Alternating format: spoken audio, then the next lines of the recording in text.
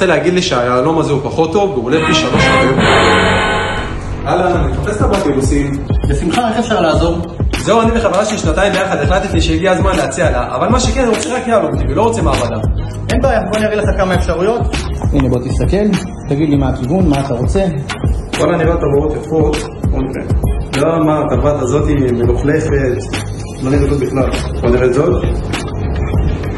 וואו, שמע, זה טבעת מטורפת, תעוף עליה בדוק. קודם כל, הטבעת לא מלוכלכת, האבן מלוכלכת.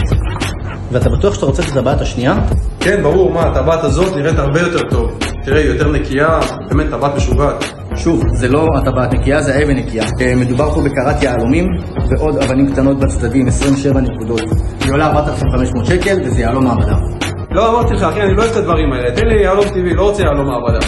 תראה, יש לך את האופציה. יהלום טבעי, 1 קראט, רמת גימור, לא משהו, 14,000. רוצה?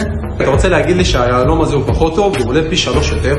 רצית יהלום טבעי, לא? אתה יודע מה? בוא אני אגלה לך סוד קטן. בניגוד למה שגרמו לך לחשוב, ההבדל בין יהלומים טבעיים ליהלומי מעבדה זה רק המחיר. אותו יהלום, שיטות גידול שונות. זה גודל באדמה, זה גודל במכונה. עדיף שתחסוך את ה-12,000 שקל האלה, קח אותה טיול חודשיים מסביב לעולם. וואלה, מה אתה אומר, אחי? לא ידעתי. תשמע, אני אלך על היהלום מעבדה, אבל חבל לך, נעשה לי הנחה קטנה.